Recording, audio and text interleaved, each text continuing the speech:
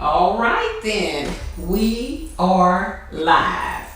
So, first of all, I want to welcome you, Ty, longtime friend and professor, and I am just excited about you agreeing to come on for this interview. And I know that you're going to share some Thank wonderful you. information with us. I've been marketing you for a month now. Oh and boy. uh, and so Wow. uh, I know the point of discussion that we said was going to be on accountability, professional accountability, and anxiety prevention. But I want you to know, you share your story how you want to. And so when people start coming online and start getting in the Hmm. chat section, that's when I'll come Okay. in and I'll say, oh, Okay. someone is on the chat and they have this question for you. But until then, you Okay. just keep talking. And again, this Okay. is your time. I'm not going to interrupt unless, interject unless a question come up or you say something that I kind of want you to elaborate on for a while. Okay? So Okay. again, thank you, and you can just go ahead on and share with the world. Well, thank you for having me. It has been a long time since we've connected. I miss you, I but miss I'm pleased to talk about something that I've kind of had to have an intimate knowledge with, you. and Mm-hmm. that's dealing with anxiety, being the mother of a student who has anxiety. And Okay. back in the day, anxiety was not the talk of the town. When you talk about mental health, you talk about what we remembered as mental health when we were growing up. Mm-hmm. That was kind of taboo. You kind of kept that as that person who you didn't talk about in the family. But Yeah. now I'm so happy that mental health doesn't have that same stigma. It is okay to have an Yes. issue. And guess what? We all have issues, okay? Yes, we And do. so anxiety and depression just happen to be one that I'm dealing with in my personal family. Mm. And so, one thing I want to talk about or ask the members to indulge me for a moment with Mm-hmm. is to just take a moment, Mm-hmm. and I want you to take a deep breath, and I want you to hold it until I tell you to let go. Okay. And as you're holding your breath, I want you to consciously think about what's going on or what are your personal thoughts while Oh, you're holding your breath. And I'll let you know when to exhale. And it's not now. Keep okay. holding your breath.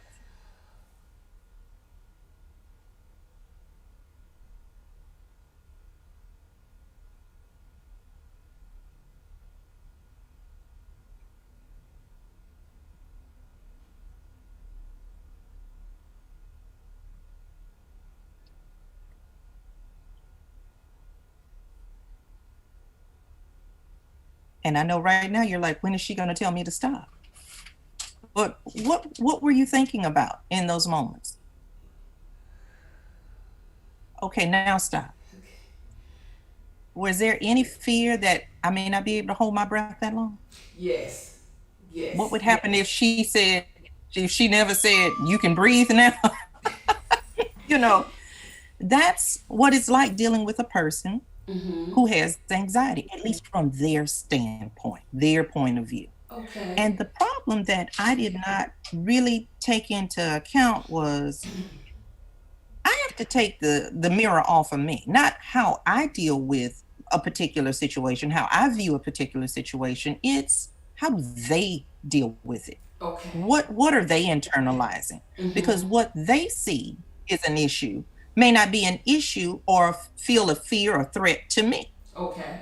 It may be something like taking a test. Mm-hmm. You study, you know the material, but Mm-hmm. the anxiety building up to taking that test is very, very real for people who Mm-hmm. have anxiety. Mm-hmm. Now, you would think on one hand, if you're prepared and you know the material and you're feeling confident about it, there shouldn't be any anxiety. Right. A little bit of nerves, but not a whole lot of anxiety.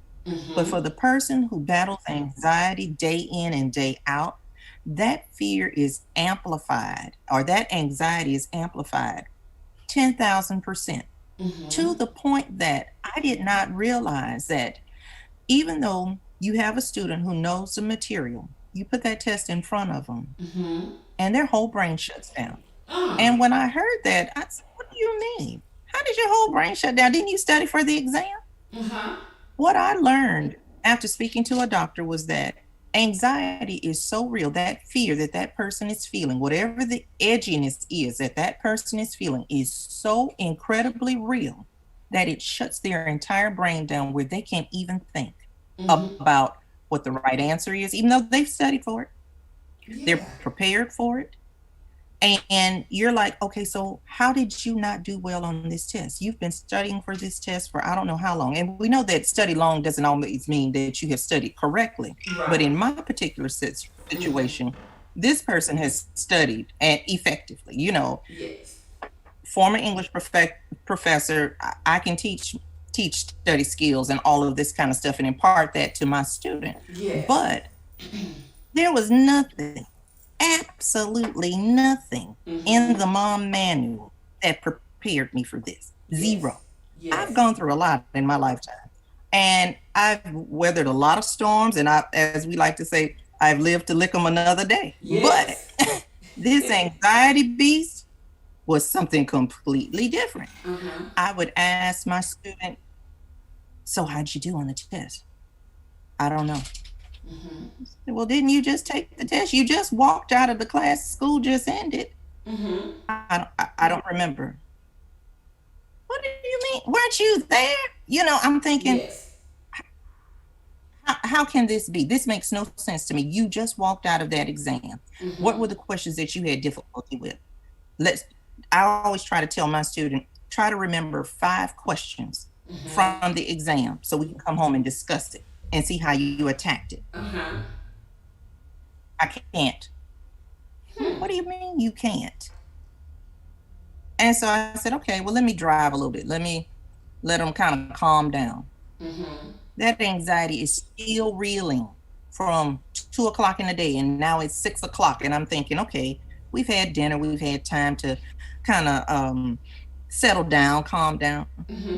Still in high agitation mode. And I'm like, no, wait a minute. You're not even in that surrounding that had you agitated anymore. What's really going on? Yes. That anxiety is so real. And whatever the issue is that that person has perceived is real until they feel it's no longer real. It's not like, okay, I've allowed you so much time to deal with it, now you need to get over it. Right. You can't put a time limit on somebody else's anxiety. You cannot. It's kind of like, you cannot. It's kind of like a bad relationship, if you will. He did something wrong or she did something wrong. Beg for forgiveness. Okay, now you should be over it. It doesn't work that way with anxiety. It doesn't work that way. So I had to wait 3 or 4 days to revisit that situation. And I'll say, so how do you think you did? Oh, I think I did really well. I remembered this, I remembered that. And so as I consulted with the doctor and I said, so is this what you mean when they say shut your whole brain down? It's a blank slate. Can't remember what was on the test, nothing. That was a foreign concept to me because I'm thinking, I know I was sitting in the test. I remember what was on my test. I know I was a little agitated about it. But the thing about anxiety is you have to remove you out of the situation. You're not even important. It's what they feel. It's the immediate fear or issue that they are having. You are not remotely involved in their issue, and how you would handle the issue is completely irrelevant. And that was the hardest pill to swallow because as a mother, you don't want to see your student suffering. You don't want to see them depressed. You don't want to see them crying. You don't want to see them agitated because the mom manual says, go in there and fix it.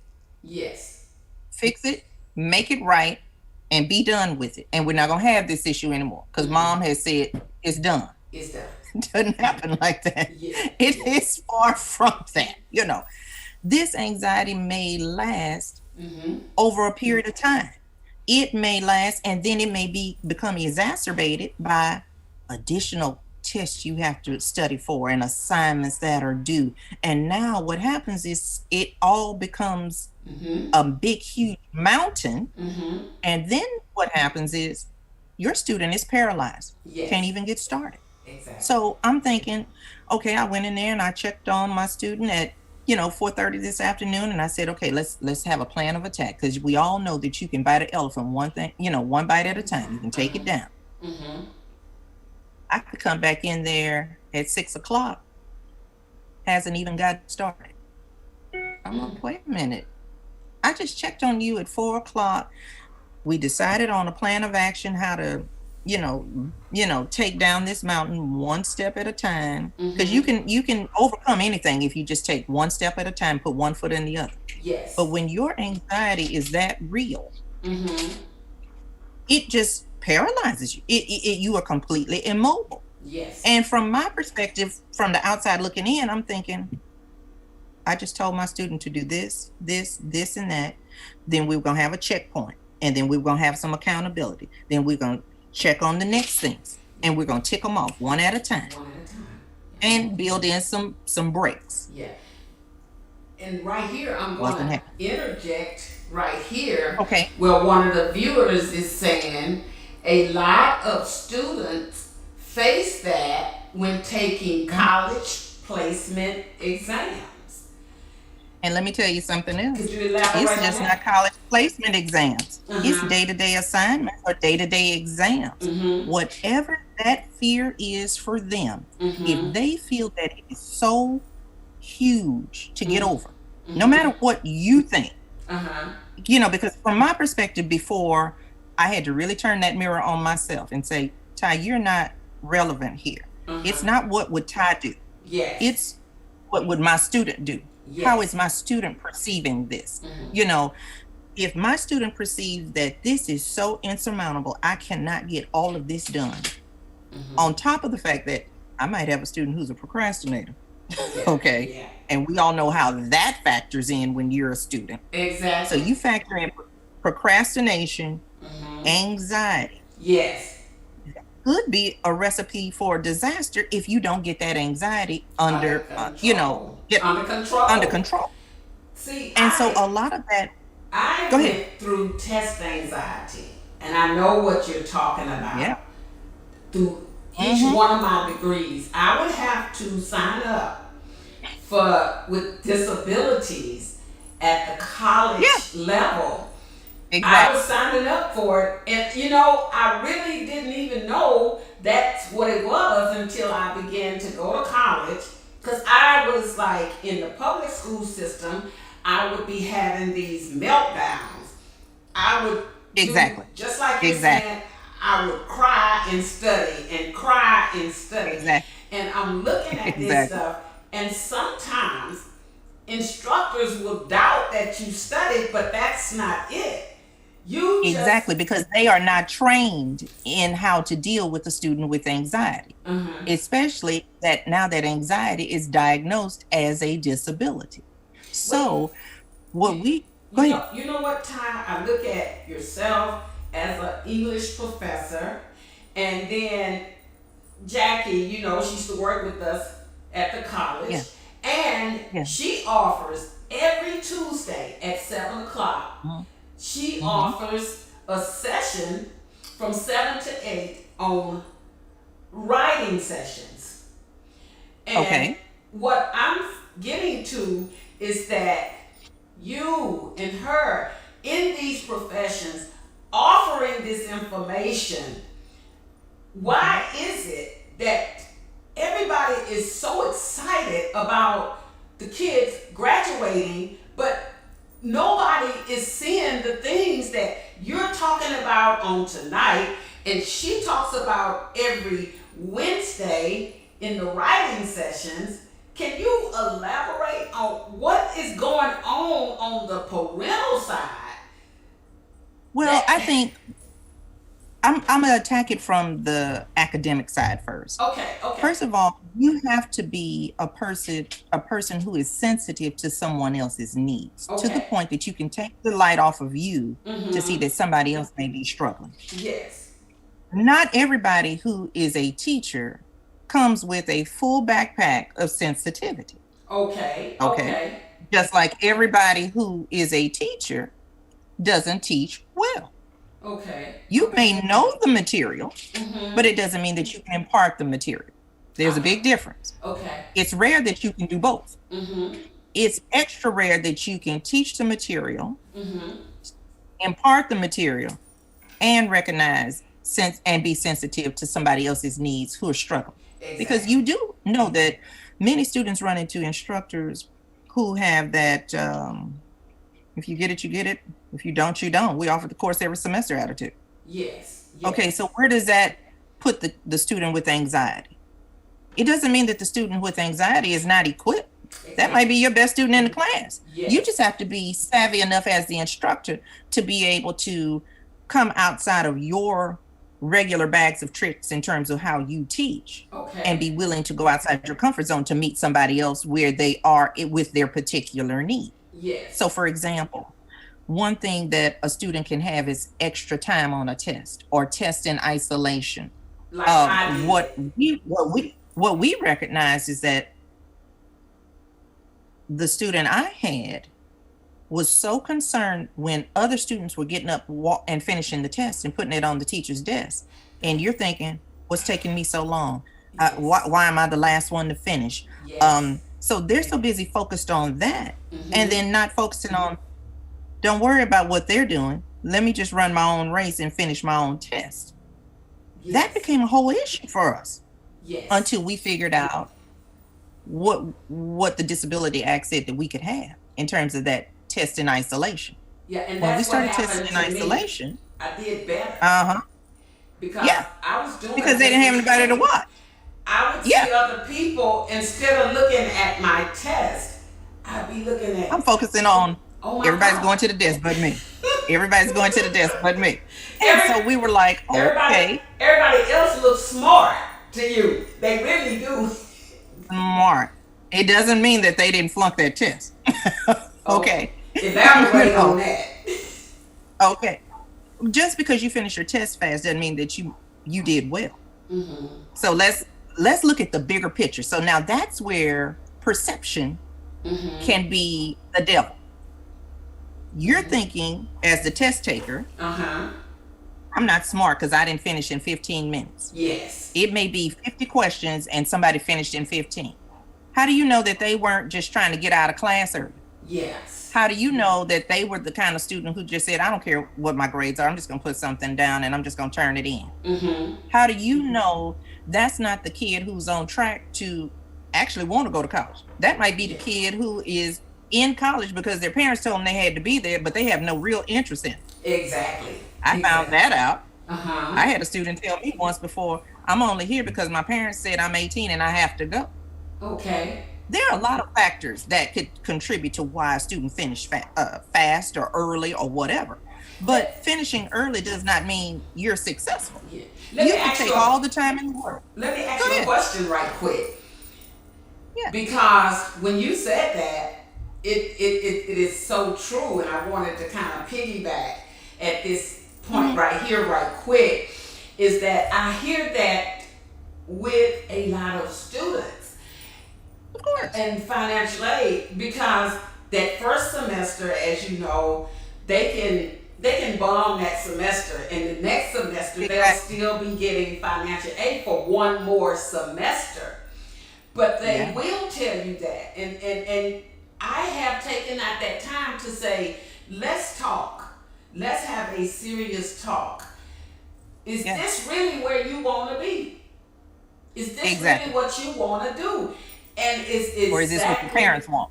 and they will Hmm. tell you, I have to go, this is my only choice, or I'm going to be put out. I won't have nowhere to stay. They say I Exactly. have to go to school. Have you had that conversation with them that you're not comfortable right now? So, you know, I know I So keep here's the coming thing. back to this. Because No, you no, no, give no. a, Because see, here's the thing: every student who goes to college is not always a student who needs to be in college. There are some students who need trade school because that's better suited for them. Certain students are college track material, and that's not saying that they're a better student, but you have to know your student. You have to know what your student is capable of so that that student can be successful in any path that they take. Or you have to know this student can handle the rigor or the challenges of the college track and all the social pieces that go along with the college track, and then all the multifaceted personality types you're going to get when you have multiple college teachers. You know, I try to set students up with a program that I work with in the summer about getting ready for college, what you are going to see. yes. You know, we're talking about these are real human beings who bring their real problems to the classroom in Yes. terms of, you may have some who are battling alcoholism. You have some that have personal issues and they talk about their dating life in the classroom. And then you have those who are just pure academics and they never turn around and they just write on the board, never turn around and look at the students or interact with the student. Then you have those who engage the students like I used to do. Yes. Engage. I lecture, I engage. I lecture, I engage. Are you getting it? I'm checking. Are you getting it? Okay. Then you have those who just say, come to class 3 times. We only have, 3 tests. And if you show up, I don't take attendance. So that's that you don't really care kind of attitude. Yes. They're just a social security number. They're just a warm body in a seat. And if you get it, you get it. You don't. We offer the class every semester. Okay. But where does the kid with the anxiety fall in? So that's what I mean.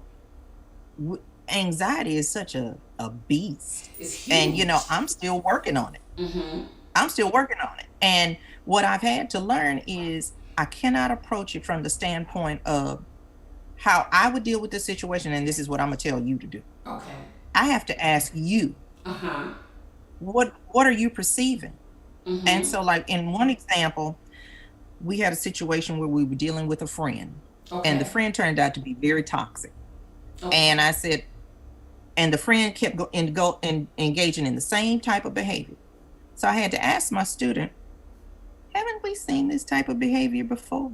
Haven't you seen this in somebody else? Okay. And the student said, yeah. I said, now how did we deal with it with that student? What did you do? I said, so now this should be no uphill battle for you because you've seen this behavior before. You know how things played out. And now here's another mirror image of the same thing. Okay. So how do you think we should handle this? That helped that student to de-escalate in terms of the anxiety of dealing with the toxic friend, so to speak. Yes. Okay. So it's the same thing with students with anxiety, with the test anxiety. Okay. You've seen a multiple choice test before. Did you use process of elimination? Okay. We've talked about the trigger words in sentences for multiple choice. There's always one key word that's going to tell you this is what it really is, or how to eliminate the clear bad choice. Yes. By using those little tips and tricks, hey, this is not the first challenging question you've seen. How did you deal with it? How did you master it? So that's how you can help them engage in some good positive self-talk to say, I'm going to talk myself down from the ledge because I'm so anxious about taking this test, and say, I know this material. Now just simply sit and think. But first of all, just breathe, because you know you have it. Yeah. You know you understand it. You've done well on all the assignments. Now just talk yourself through this thing and get on through it to the other side. If you've been victorious one time before, you'll be victorious again. You always have to remember your past victories when you're trying to help somebody talk themselves down off the ledge, so to speak, the academic ledge with the tests and everything. If you're telling them, it's so hard, I can't do it. Yes, you can. Yes, you can do it. You can do it, and you can whoop this test. Don't let the test whoop you. You whoop the test because you have been prepared. If you know how to prepare for the test in terms of multiple choice, or if you know how to prepare for it as short answer, if you know how to, do it in matching, if you do it in essay, that's how I try to teach my student how to be prepared. So if you're prepared, it doesn't matter what they throw at you. You can talk yourself down. So all you have to do is say, okay, what am I dealing with? Yes. Okay, she's giving it to me in multiple choice. Got it. All right, let's get rid of the obvious bad choices off the top. All right, What am I left with? Let's just make sense out of this thing. Okay. Mm-hmm. But when it comes to accountability, the accountability both lies on the part of the teacher All right. and the student. Okay. So now I'm not going to tiptoe around you just because you have anxiety, like I started doing. Oh, I can't say this, I can't say that. No, Mm-hmm. I'm going to go on and say, did Yes. you prepare? If in terms of, if I gave you an essay question, can you write about it? If I gave Yes. you multiple choice, can you write about it? Well, no, I don't know it as well as I thought. Well, then I'm on you. You're going to have to own that because I told you to prepare in Uh-huh. all of these areas because those are the areas and types of ways that you can be tested. Exactly. If you didn't do your part, Mm-hmm. you have now got to be accountable for what you don't understand. See, I like I that. can't own that for you. I I like can't own that that for you word because right the thing there. is accountability. And I'm not going Accountability. to tiptoe and walk on eggshells with you. If you screwed up and Mm-hmm. you didn't prepare, Yes. it's on you. Let me ask you this What are you question. going to do? Uh-huh. When you talk about accountability, and I still go back because know there's going to be a lot of kids come out, graduate this year. Yeah. What I am seeing is starting a pattern where so many of these youth who are graduating are not prepared for college at all. I And understand that. it's scary because by the time they get to that second semester, they've given up hope. They are telling their parents one thing and they're coming and telling you something else. So when you was talking on accountability, that struck a nerve for me because Yeah. when will the parents, But see, are there let's any take it all the way back accountability to for the them? beginning. Let's take it all the way back to the beginning. Mm-hmm. Accountability has a lot to do with integrity. Okay. What truth do you tell yourself? Okay. Okay. It's kind of like when Brandon was little. Yes. Brandon, did you go brush your teeth? Mm-hmm. Yes. And you all found out that Brandon had brushed his teeth. Exactly. Same thing with these students. Did you study? Yeah. But what does it mean to study and study well and then study effectively to the point that you are successful? Yes. Okay. That's the level of accountability. With my student has had to learn how to not only take what the teacher has imparted in the classroom, but sometimes go out on her own to find other resources that the teacher didn't provide and go beyond the extra mile. Yes. And then had to look at what kind of results she got. Okay. Now that's somebody who's being accountable. Yes. Okay. Because who's the student in the class? Who's the student who has to earn the grade? Who's the student who's trying to graduate? Who's the student who wants to go to college?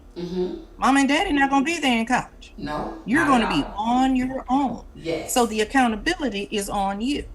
Now, I have a situation where I have a student who loves to stay up late. Okay. But then has an 8:30 class. And sometimes doesn't go to bed until 1 and 2 in the morning. Not good.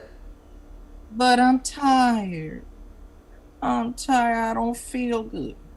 Well, what choices did you make that brought this situation about? Because it's not like you didn't know you had class at 8:30 in the morning. Yes. It probably wasn't a wise decision for you to stay up past that time. But now I do know that sometimes it's hard for people with anxiety to shut their brains down. Yes. And so what I try to do is I listen to a lot of tranquil running water to just kind of calm my nerves. And I've tried to impart that to my student. Yes. It doesn't work. You don't know because you didn't listen to it long enough. Yes. Running water is very soothing. So It is. try to de-escalate before going to bed. It's sometimes it's hard, but try to think about the peacefulness of what running water sounds like. Yes. And so I know it will knock me out in minutes. Yes. I don't know why it wouldn't do the same for anybody else. But Yes. I understand that you can be so wound so tight as a person with anxiety that you have a hard time you know, coming down. Relaxing. But Yes. you have a hard time relaxing. Mm-hmm. But the accountability is, it goes back to the student. Mm-hmm. What choice did I make that led up to this point that made me stay up so late? Now, there are legitimate times where you do have to stay up late. You're trying to get some things in. Mm-hmm. But other times, if you just in there looking at TikTok and doing some other goofy stuff, All this social then media stuff. yeah, sometimes it's not good for us. Mm-hmm. So then don't cry to me in the morning when you're tired. And you got to be listen and be attentive in class and functioning. Yes. Okay, high functioning. Yes. Okay, but the thing is, we're going to put that accountability back on the student, because trust me, I've been asleep since 10 o'clock or 8:30, so I don't have those issues. So what choices are you making? Yes. What choices are you making that lead to you either not having enough rest at night so that you can perform well? See, I learned early on in college that I could not do all-nighters. So I understood that I had to go to bed at 9 so that I could wake up at 3. Now, at 3 o'clock in the morning, I was Yes. highly effective. I could crank out that paper, Mm-hmm. make those A's. But I learned early on about myself, the type of person I am. Yes. Have to have 8 to 10 hours or more at Yes. night. I have to. Have to. I cannot function on 3 or 4. Right. But see, a lot of accountability has to do with self-reflection. What kind of learner am I? What kind of person am I? Am I an early bird person, or am I a person who likes to stay up late? Uh-huh. If you're a late owl, a night owl, don't get an 8 o'clock class. Exactly. It's kind of common sense. Yes. Your classes don't need to start till noon Yes. or later. Yes. Okay.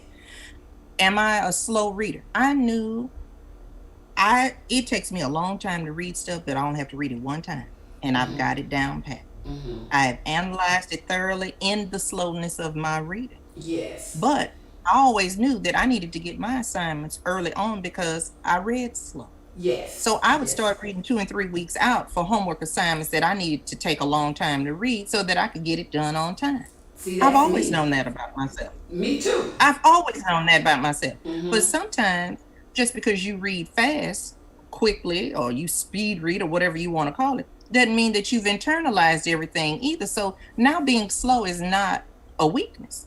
Mhm. Slow is now being equated to thoroughness. Yes. Again, Right. it's perception. Uh-huh. It's how you perceive what is actually going on. Uh-huh.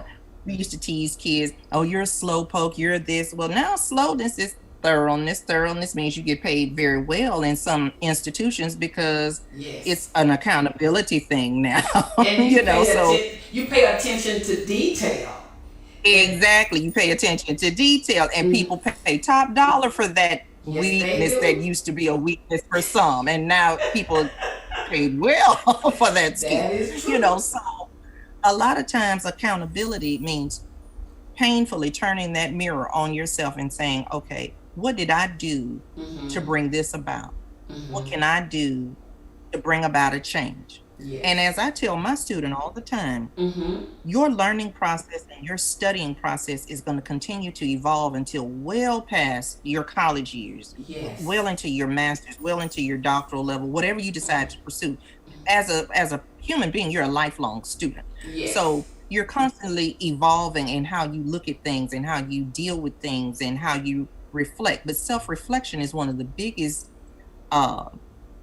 enemies of anxiety, because if you can turn around and turn a situation into a case where you have to say, that's really not as bad as I thought. Yes. Yes. I just kind of over responded. Mhm. If you tell yourself, I'm probably going to have to take tests for a long time, so I need to talk myself down from this ledge for Mhm. early. Yes. Now, if you no longer take any tests, then you don't have that problem. Mhm. But why allow that to be your albatross when you know you're going into a field like medicine Yes. or law, Long. or you're just going to college, period, and you're going to have a test in every class you take of some form or another, whether it's oral, Mhm. written, Exactly. whatever. Exactly. You're going to be tested. You're gonna be So- tested. Learn to talk yourself down early, because it's just a test. Yes. As they say, pass it. Just pass it. Okay. you know, but you have to be accountable for your own learning, and you have to hold other people accountable in a professional manner as well. So if you know that uh, anxiety is your issue in the classroom, Mm-hmm. first of all, you have to take steps to make sure that you are tested, and then Mm-hmm. make sure the college or the institution knows, and Mm-hmm. hold that instructor accountable for giving you the accommodations that you need, Yeah. whatever it is that you may need, the assistance that you need. On the last 2 weeks, we had a guest on that spoke on depression, and Mm-hmm. then uh, the following week, which was last week, um, Jacqueline, the technical director, spoke on disabilities. What I want to Mm-hmm. ask you is could you elaborate that and how it connects both depression and the disabled inside the academic institution? Well, first of all, that's a brand new area for me that I'm having to learn about, in Okay. terms of students with disabilities and so on and so forth. Mm-hmm. First of all, when you are new to it, you don't even know what your rights are. You don't even know what you have the right to do Mm-hmm. or not to do. Okay. So the first thing is to read up about people with disability, the Disability Act. What does it entitle you to? You Yes. have to know. Yes. And knowledge is power. This is how you empower yourself. So this is also how you don't let people take advantage of you. Yes. Okay. Yes. It's as simple as something like, let's say you have the handicap placard and you're supposed to have preferential parking. Mm-hmm. Usually it's right in the front of a Yes. store or whatever. Yes. But because people are so rushed and we live in a hurry kind of, Do quick, life, instantaneous type. and oh, I'm just going to be in and out. So somebody just zips right in, parks in that handicap parking spot where somebody truly with a disability needs Mm-hmm. that. Mm-hmm. And so now you have inconvenienced somebody who is truly entitled to that Mm-hmm. spot, Mm-hmm. all because somebody else failed to plan their time accordingly so Okay. that they could get there and park in a regular parking spot as they were supposed to. People take that for granted, that, oh, I'm just going to run right in and I'll park right there and nobody will mind. But you Mm-hmm. notice it does say that's a $250 ticket if you get caught Yeah. parking like that.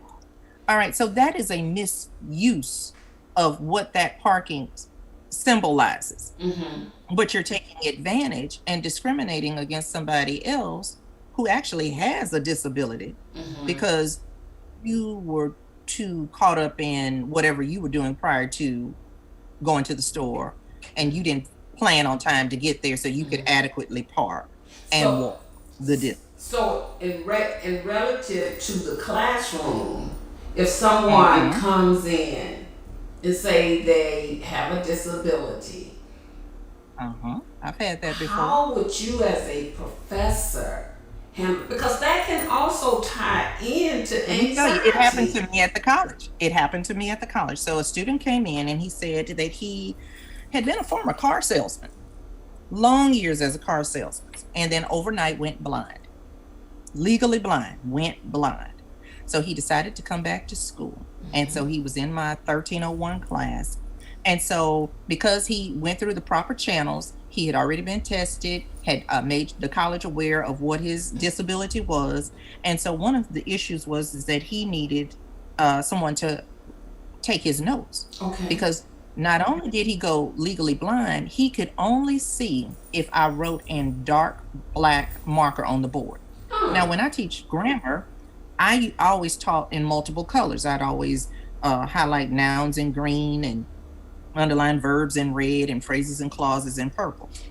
Well, now that I have a student who can't see those colors, Mm-hmm. I had to make sure that I'm meeting his needs, but I'm meeting the needs of the other students who need to see it color coded. Mm-hmm. So then he also needed someone to take his notes for him. Mm-hmm. So a group of students took it upon themselves to write the notes for him in black Sharpie after they Mm-hmm. had taken their own notes, but Mm-hmm. it still allowed me to be able to teach in multiple colors, or Okay. either I would just I would tell the students, for the purpose of this class today, I'm just going to highlight everything in black, but I still will label the parts of speech, subject, verb, phrasal clause, or whatever, you know, just so that everybody's included and nobody's left out.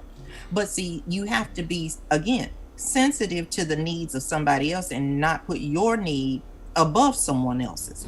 If somebody needed to have it in black, what does it offer me to just put it in black? Just put it in black. Yeah, it's That's something right. I'm not used to doing. But then you have to be a person who's open to change as well. Okay. I've been teaching, since 1989. Okay. Long time. Yes. I'm used to doing it a certain way. Yeah. And yes, those ways have evolved over the years. But sometimes we get into a groove, whether it's in academia, whether in your personal life, and you get set in your ways in doing things a certain way. This is the way you just like to do them. I'm not changing. That's not good. And But that, when you have, that is not. but see, being when you start talking accountable. about disabilities, but here's the thing. When you start talking about disabilities in the classroom, you're now talking about federal law. Okay. That's different than what Ty wants to do. Federal law says you must accommodate this student. So had I not accommodated my student in the classroom, it goes to another level. First of all, I'm in violation of that student's accommodations. Yes. When I'm in violation of that student's accommodations, you're also saying that the federal government has provided the college with money that they use to disperse to these students with disabilities, and you still didn't accommodate them. Okay. That's the biggest no-no. That's a lawsuit waiting to happen. Yeah. You can't do that.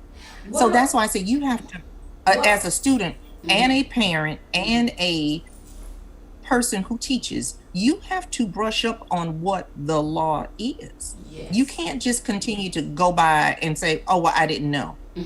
You have to be personally accountable in a professional manner about what you're doing. Because see, the other issue is when you are a student with a disability and you have an accommodation, even at the college level, we have to sign a document stating that we will accommodate that student, and that goes in that student's record for that student's counselor or person who deals with that student's disability.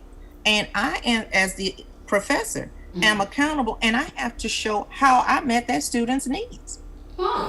Based on it's not good enough for me. Yeah, it's not good enough for me to just say, well, I wrote the notes on the board in large print, but the student's accommodation said it has to be in black. How can I prove that I wrote my students' notes in black on the board? Yes. Okay, so I could take a screenshot of the board and then turn around and make a copy of it and say, okay, this is how we did it. You have to have proof of that. So what about a student suffering with depression and they disclose that to you? How do you handle that as an instructor? Well, again, you try to be as sensitive as you can be to people with depression, because you don't know what people are dealing with. Students now come to the college level with so many issues. They are not like us when we came right out to college. Most of us had not worked before. Most of us were fortunate enough to go to college and just not have to work. Our only job was to go to school, make grades, and come home. Yes. We have kids now coming into school with children, students who are victims of rape, students who have been incarcerated. We are dealing with students who have been victims of domestic violence abuse. We are dealing with a population like no other. Now, are we adequately trained for this? No, we're not. In fact, the average teacher is not trained to deal with all of these things. But then, because times are changing, you have to change with the times. Yes. Gone are the days that you can just say, oh, I didn't know she was depressed. I didn't know I couldn't do that. Well, what role are you going to play in educating yourself to better that student's experience in your classroom? Yes. You just can't play dumb to everything. No, you can't. That's not going to work. Goes back to accountability. It goes back to accountability. I have to own up and say, well, look, I've never personally dealt with depression, but let me read up on it because, hey, at the end of the day, we are at an institution of higher learning. So how about let's do a little Exactly. research? Exactly. There's Exactly. something, Yes. you know, okay. Or on my off time, let me read up on it. Mm-hmm. Go ahead. I You have have a question? two. I have two viewers who are making some comments, Mm-hmm. and I know they want insight by saying this. So one of the Okay. viewers said, "Running water is good, but if your brain never stops over time, what do you do?" And then the second viewer just said that basically that knowledge is power. So can you Mm-hmm. elaborate on those two things? The one viewer, let me read that again, says running water Right. is good, but if your brain never stops over time, what do you do? And then the second viewer says knowledge is power. Because Okay. So you did mention both of those. So for the first viewer about the running water and not being able to shut your brain off, that's when you really have to focus on what you're focusing on. You have to kind of do a self-diagnosis to the point that is what I'm focusing on so important that it's harming my mental health? So, for example, are you focusing more on the the greatness of the task at hand? So, let's say if the task is a 30-page research paper. All right. And this is just hypothetical. that's okay. Are you focusing on the number of pages? Mm-hmm. And is that what has you paralyzed? Or can you compartmentalize and say, well, I'm just going to start with the first paragraph? Are you making the 30 pages the bigger issue to the point that you won't even write the first one? Or are you so focused just on the 30, you don't get started at all?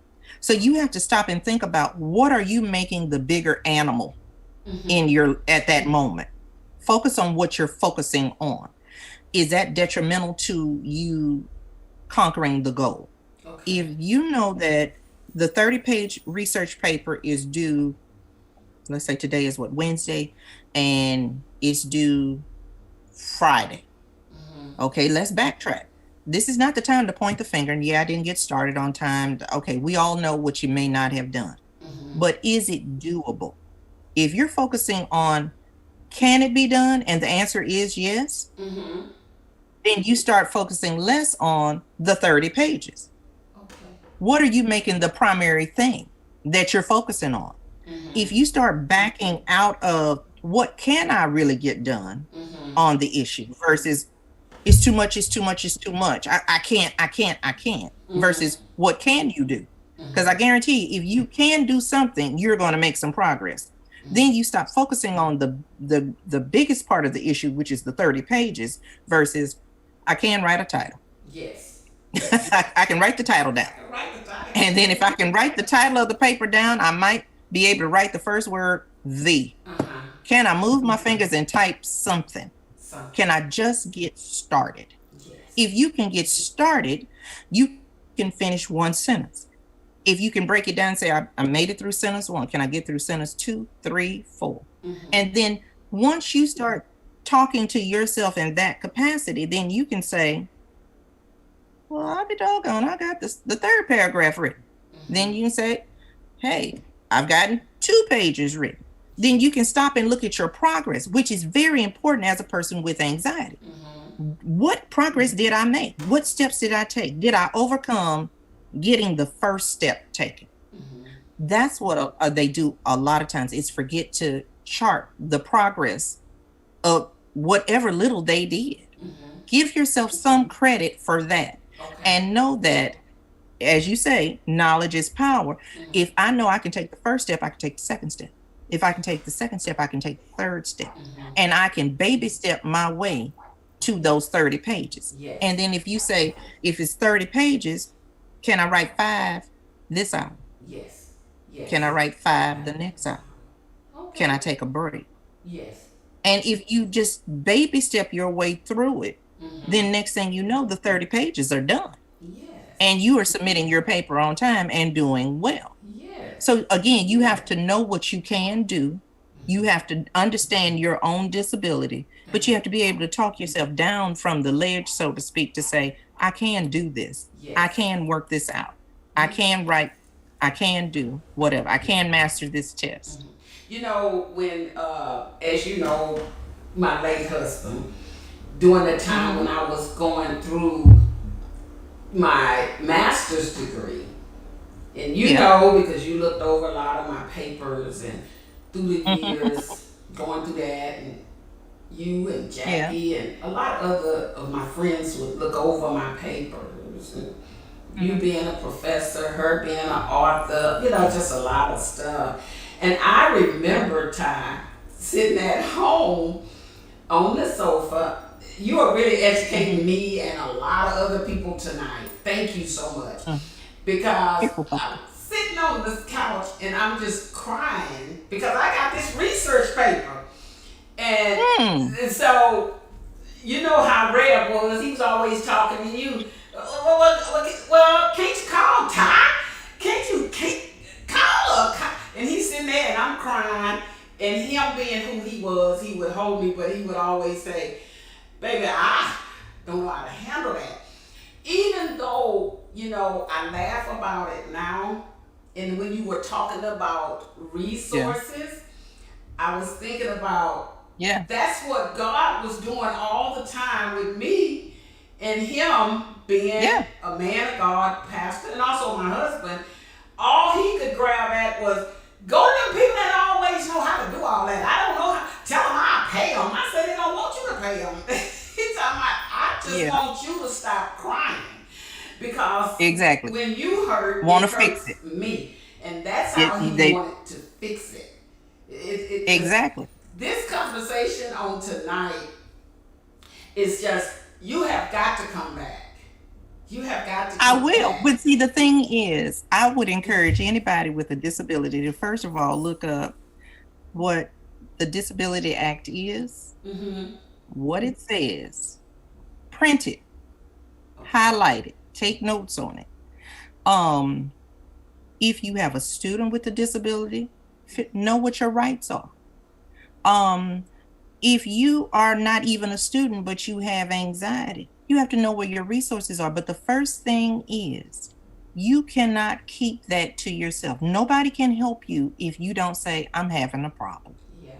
I don't know that you're anxious if I come by and I say, hey, just checking on you, is everything okay? And you don't say anything to me.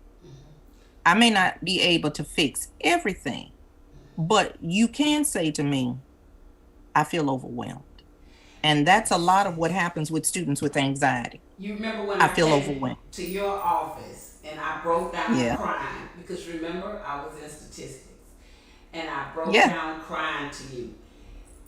And as the Yeah. first thing I said, I'm so overwhelmed. Mm-hmm. You told me, send that paper to me. I'll look over Mm-hmm. that just knowing that somebody cared enough to Well, but see, say, you came to a person who had experience in statistics. And then I had experience in English, and then I knew what it was like to go through the master's program. So you were coming to somebody who had already had an experience in that area. And then you have to understand, as human beings, we have to know what our strengths and weaknesses are. yes, For me, doing statistics, walk in the park. yeah, Grading a paper, walk in the park. Doing research, paying attention to detail, walk in the park. But for somebody like you or anybody else who may be listening, that might be an absolute nightmare. yeah, Something they may not ever want to broach. I don't think I can handle this. I don't think I'm going to go for that degree. yes. That's too much. But it all depends on how somebody breaks it down to you where they can say, oh, it's not that bad.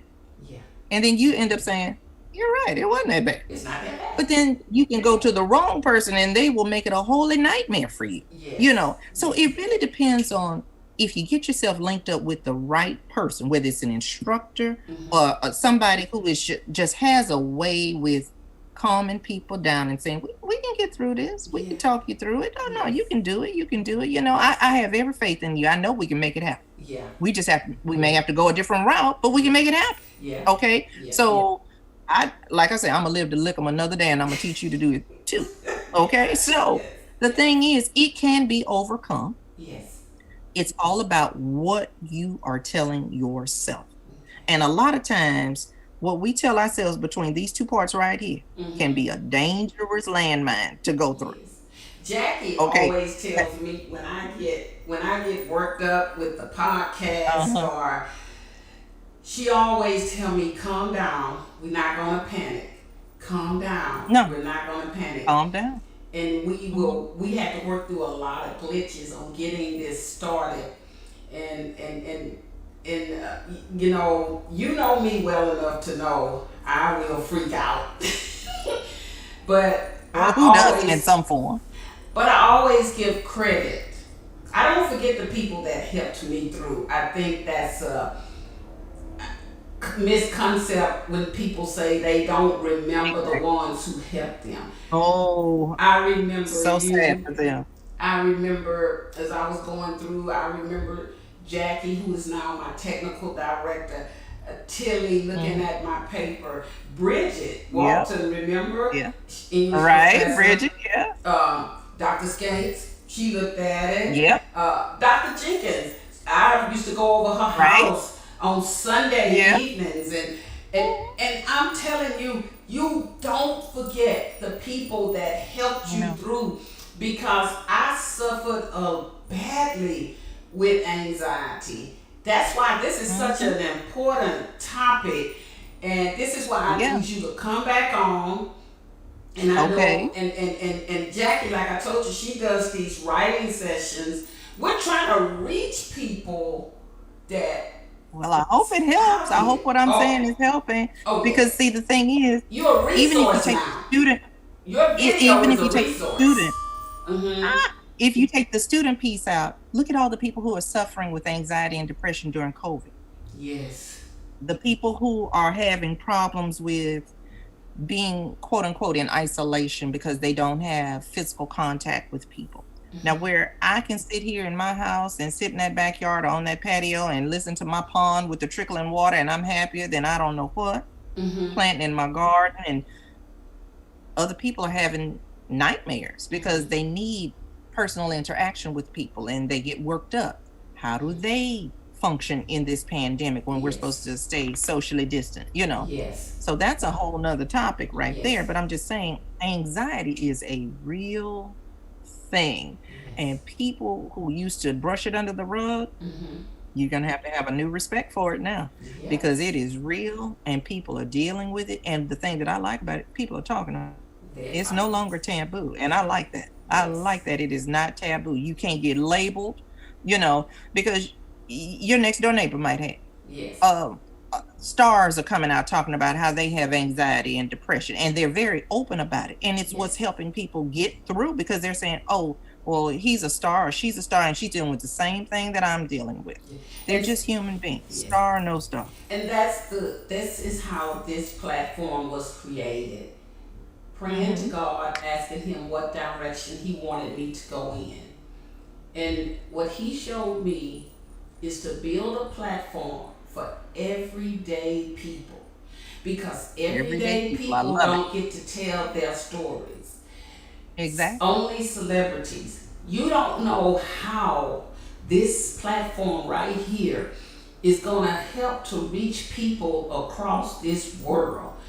And when God gave me that insight, and I'm thinking me, but I need you to do that, because people see this podcast is a broadcast for a purpose. Right.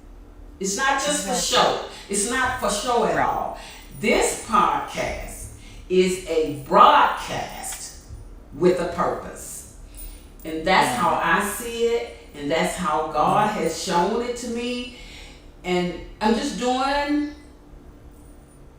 the best I can with what God. Well, you're doing a fabulous job. You're doing a fabulous job, because at least you stepped out on faith to create the platform. So somebody out there has been waiting on you to do what you did, And somebody may have been waiting on me to come and say what I said tonight. And I Yes. hope whatever I said has helped somebody Yes. with whether they have a student or Mm-hmm. they know somebody personally in the family or whatever, or they're dealing with it themselves. So Yes. hopefully it helps. Yes. I'm Does quite anybody sure have it any other did. questions? No, Okay. we just had a comment to, I believe that's for me to calm down and breathe. But Yes, breathe. that's what you had told us.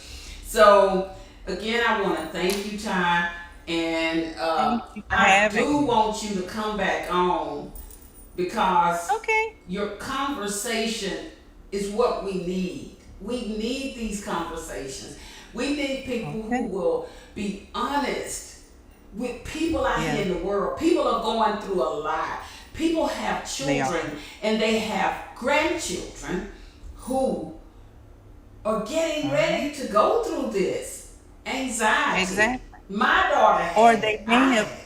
they have already gone through it and they don't know the signs. Mm-hmm. And they just think that the kid is acting out, or Yes. they think the kid is just being difficult, or Mm-hmm. they think the kid is just doing something. Maybe they're getting hooked on something. Mm-hmm. But there are some telltale signs about people who are dealing with anxiety Mm-hmm. and depression. Yes. And the more we are open and talk about it, the better we'll get at diagnosing or witnessing, hey, I think this person might be having an issue. Let me Okay. see if this will help them. Yes. But you just have to be open and Mm-hmm. you have to be willing.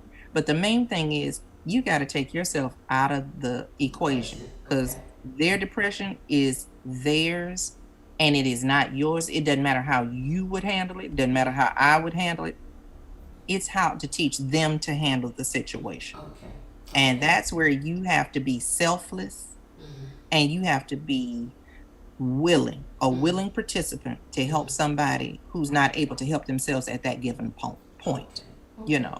And once you're able to help them, then you teach them how to feed themselves and then they don't fall in that depression, hopefully, anymore. Yes. They can witness the signs, say, hey, I've seen this before. This is how I dealt with it. I had a Mm-hmm. victory here. Okay, this is how I'm gonna handle it. I can get over it. I can move on, Yes. you know. So Well, hopefully that helps. thank you for these closing remarks. Thank you for this interview You're overall. so And welcome. I am just so blessed to have you as a friend and Oh, and a guest on likewise, my my friend. It was so podcast. good to see you. Okay, That was so thank good to see you. Thank you for having me. Okay. Okay. Thank you for Good to see you. coming. Bye bye. Bye Bye bye. bye.